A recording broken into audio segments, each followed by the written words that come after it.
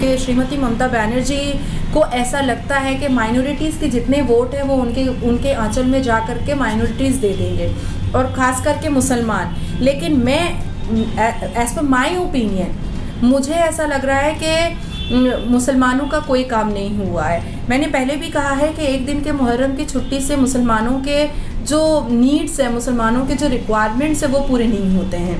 मुसलमान बच्चों और बच्चियों को नौकरी चाहिए होती है, शिक्षा चाहिए होती है। मुसलमान बच्चों को खाली हज हाउस नहीं चाहिए होता है। मुसलमान बच्चों को हज हाउस में बैठ करके पार्टी ऑफिस बनाने का ज़रूरत नहीं है। तो ये जितने भी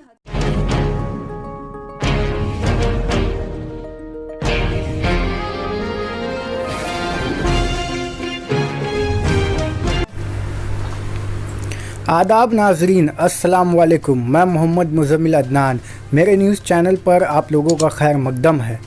आज हम इस वक्त मौजूद हैं बीजेपी की माइनॉरिटी से लीडर नाज़िया इलाही ख़ान साहिबा के साथ, जो कि मुसलमानों की हर आवाज़ को बुलंद करती नज़र आती हैं। चाहे वो NRC या NPR का मामला हो या यकसा सिविल कोड का, नाज़िया इलाही ख़ान कभी पीछे नहीं हटती। वो मुसलमानों की हर आवाज़ और हर हक़ के लिए आवाज़ बुलंद करती दिखाई देती हैं। बंगाल की हालात हाज़रा पर आज हम नाज़िया जी से कुछ चंद बातें करते हैं। आइए चलते हैं, उनसे कुछ बातें जानते हैं। मगरबी बंगाल असेंबली इलेक्शन में बीजेपी अपनी कामयाबी को लेकर इतनी पुरुम्मीद क्यों है? अस्सलाम वालेकुम। क्योंकि बीजेपी ने पूरे देश में काम किया है। भारतीय जनता पार्टी हमेशा अपने काम से जानी गई है। हमेशा जिस तरह से भारतीय जनता पार्टी ने पूरे देश में काम किया है और देश की जनता को उन्होंने एक पुरसुकून ज़िंदगी देने की कोशिश कर रही है भारतीय जनता पार्टी, उस हिसाब से मुझे लगता है कि बंगाल में भी उनकी सरकार आएगी। और जो गुंडा राज पश्चिम बंगाल में ममता दीदी चला रही हैं, जिस तरह से पुलिस को उन्होंने अपना पर्सनल कैडर बना करके रखा है, जिस तरह से श्रीमती ममता बनर्जी के इग्नोरेंस ऑफ लॉ देखा गया है, जिस तरह से भारतीय जनता पार्टी के कार्यकर्ताओं की, एक्टिव कार्यकर्ताओं की हत्या हुई है, लेकिन आज भी उनके हत्यारों को कानून के शिकंजे में नहीं लिया जा रहा है। पुलिस ऐसे लोगों की मदद करती है जो हत्या करते हैं या जो रेप करते हैं। तो मुझे लगता है कि ऐसे लॉ एंड ऑर्डर का उल्लंघन करने वाली सरकार बंगाल की जनता को अब पसंद नहीं आएगी। बंगाल बीजेपी में किसी के वज़ीर आला का चेहरा ना होने के बावजूद वो आखिर कामयाबी कैसे पाएगी?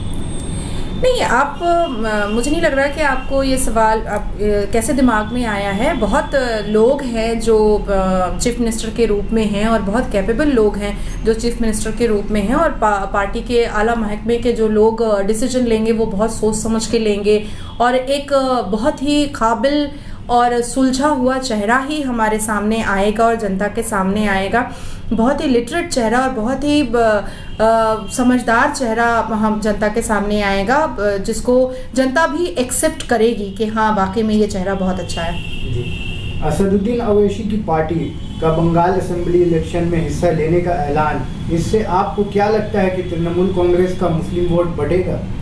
देखिए, तृणमूल कांग्रेस का मुस्लिम वोट तो मुझे इस बारे में कोई मतलब अपनी राय देनी ही नहीं चाहिए, क्योंकि श्रीमती ममता बनर्जी को ऐसा लगता है कि माइनॉरिटीज़ के जितने वोट हैं वो उनके आंचल में जा कर के माइनॉरिटीज़ दे देंगे, और ख़ास करके मुसलमान। लेकिन मैं एज़ पर माई ओपिनियन मुझे ऐसा लग रहा है कि मुसलमानों का कोई काम नहीं हुआ है। मैंने पहले भी कहा है कि एक दिन के मुहर्रम की छुट्टी से मुसलमानों के जो नीड्स हैं, मुसलमानों के जो रिक्वायरमेंट्स हैं वो पूरे नहीं होते हैं। मुसलमान बच्चों और बच्चियों को नौकरी चाहिए होती है, शिक्षा चाहिए होती है। मुसलमान बच्चों को खाली हज हाउस नहीं चाहिए होता है। मुसलमान बच्चों को हज हाउस में बैठ करके पार्टी ऑफिस बनाने का ज़रूरत नहीं है। तो ये जितने भी हज हाउस बने हैं, ये दिखाने के लिए कि हमने मुसलमानों के लिए हज हाउस बनाया है, वो बेसिकली फरहाद हकीम का किला बना है।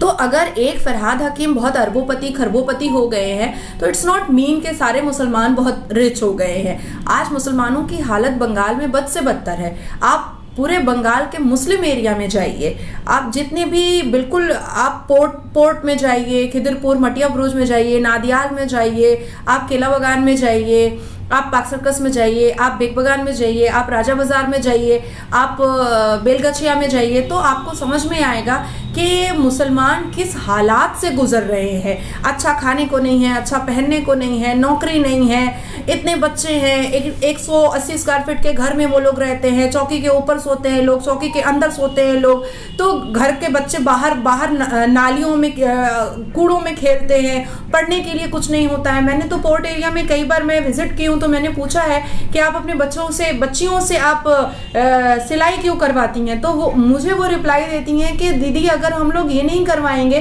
तो पढ़ाई का पैसा लाएंगे कहाँ से। आज वो अगर कुछ कर रही हैं काम तो 100 रुपए घर में आ रहा है, लेकिन हम पढ़ाई करवाएंगे तो हमको वो 100 रुपए देना पड़ेगा, तो वो हम लाएंगे कहाँ से। तो मुसलमानों की जो कंडीशन बंगाल में है वो बद से बदतर है। ममता बनर्जी जी को अपने ख्यालात को चेंज करना पड़ेगा और वाकई में उन मुसलमानों के लिए काम करना पड़ेगा जो जरूरतमंद है। राहत हकीम जी की जरूरत पूरी हो गई है, अब जरूरत थी कि इस टर्म में उनको जनता के लिए काम करना चाहिए था। तो असदुद्दीन अवैसी की पार्टी से मुसलमान का वोट कटेगा कि नहीं कटेगा, इससे हम लोगों को कोई मतलब हमारी पार्टी को मुझे नहीं लगता है कि इस बारे में हम लोगों को बात भी करना चाहिए। इस बारे में अगर आप किसी टीएमसी से पूछे तो वो ज्यादा सही जवाब दे पाएंगे। मैम, अवैसी साहब की पार्टी के बारे में कहा जाता है कि वो बीजेपी की बी टीम है, इसमें कहां तक सच्चाई है? देखिए, हमारी पार्टी को किसी बी टीम की जरूरत नहीं है। हमारी पार्टी खुद इतनी कैपेबल है और इतनी लायक है और इतनी काबिल है कि हमारी पार्टी को किसी बी टीम की जरूरत ही नहीं होती। हमारी पार्टी में सब पढ़े लिखे लोग हैं, बड़े बड़े लोग हैं। हमारी पार्टी में कोई ऐसा नहीं है जो अपने बारे में और अपने बच्चों के बारे में पहले सोचता है। पहले हम जनता के बारे में सोचते हैं और अपना दिन रात हमने पार्टी को और जनता के काम के लिए दे रखा है। मैं खुद घर में जाती हूँ तो माँ से मुलाकात होती है हफ्ते में 2 दिन मुलाकात हो पाती है। तो ये सब चीज़ें बोल करके कोई फ़ायदा नहीं है। बी टीम की हमें ज़रूरत नहीं है। बी टीम की ज़रूरत अगर किसी को होगी तो वो अपोजिशन समझे और अपोजिशन बनाए। हम लोगों को ज़रूरत नहीं है। फुरफुरा शरीफ के पीरजादा अब्बास सिद्दीकी और अवैसी की एमआईएम के इलेक्शन में हिस्सा लेने से अक़लियतों को वाकई नुमाइंदगी हासिल होगी? देखिए, बहुत अच्छा सवाल है आपका ये, लेकिन एज पर माई थिंकिंग, जहाँ तक मैंने कुरान पाक पढ़ा है, क्योंकि मैं मुस्लिम घराने से हूँ और मेरी माँ की कभी तहज्जुद की नमाज भी नहीं क़ज़ा हुई है, तो हमारे कुरान के हिसाब से हमारे रिलीजन में कोई धर्मगुरु होता नहीं है। इस बात को अगर डिबेट में कोई मुझे बुलाना चाहे या कुरान के पन्नों को बामायने अगर पढ़ाना चाहे और मुझे अगर ये बता दे कि हाँ हमारे कुरान में कोई धर्मगुरु होता है तो मैं मानूंगी। इसलिए मैं ये कहना चाहूँगी, ये जो भी फंडा कोई भी अगर टीएमसी अगर बनाना चाह रही है या कोई भी अपोजिशन बना रहा है कि हम मुस्लिम को अट्रैक्ट करेंगे वो दाढ़ी टोपी पहन करके, और हम ये चाहेंगे कि हम मौलवी हैं, मुल्ला हैं और हम धर्मगुरु हैं तो मुसलमान अट्रैक्ट हो जाएंगे, मैं ये कहना चाहूँगी कि अब टाइम आ चुका है कि मुसलमानों को डेवलपमेंट चाहिए, एडुकेशन चाहिए, इम्प्रूवमेंट चाहिए, उनको अच्छी ज़िंदगी चाहिए, उनको रोटी कपड़ा मकान चाहिए, उनको नौकरी चाहिए। तो ये जो प्रोपेगेंडा है कि वो धर्मगुरु हैं उनकी बात सुन ली जाएगी, फलाना आदमी बहुत बड़े मौलवी हैं तो उनकी बात सुन ली जाएगी, उनकी इज्जत है, बिल्कुल इज्जत है, समाज में रहेगी भी इज्जत, उनकी इज्जत को कोई नहीं उतार सकता है। लेकिन मैं जहाँ तक कुरान पाक पढ़ी हूँ, कुरान शरीफ में 30 पारे में कहीं पर भी किसी धर्मगुरु के बारे में कोई जिक्र नहीं है। तो ये सवाल मुझे लगता है कि नाज़िया मैडम, आपसे एक ज़ाती सवाल, क्या आप भी अपनी पार्टी बीजेपी से बतौर उम्मीदवार किसी जगह से उस इंतखाबी जंग में शामिल होंगी?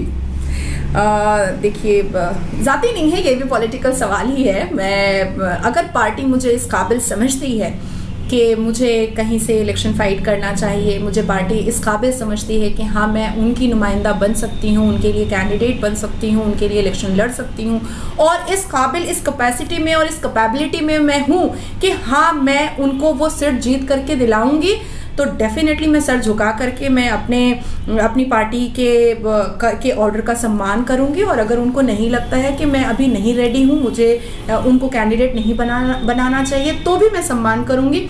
पर साथ ही साथ मैं एक बात ज़रूर जोड़ना चाहूँगी कि जो कोटा माइनॉरिटीज़ के लिए आता है, मुझे पूरी उम्मीद है और मैं आपके चैनल के माध्यम से ये मैसेज भी देना चाहती हूँ कि मुसलमान जो जितने कोटे में आ रहे हैं, भाजपा उतने मुसलमानों को ज़रूर कैंडिडेट बनाए और मैं उनके प्रचार में ज़रूर जाऊंगी, उनके हर एक रैली और मीटिंग मिছিল में ज़रूर जाऊंगी, क्योंकि मुझे बहुत खुशी होगी कि विधानसभा में इस बार जब भारतीय जनता पार्टी की सरकार बने और जब हमारी सरकार हो तो उसमें कुछ ऐसे मिनिस्टर्स हों जो वैल्यूएबल मिनिस्टर्स हों और वो मुस्लिम हों।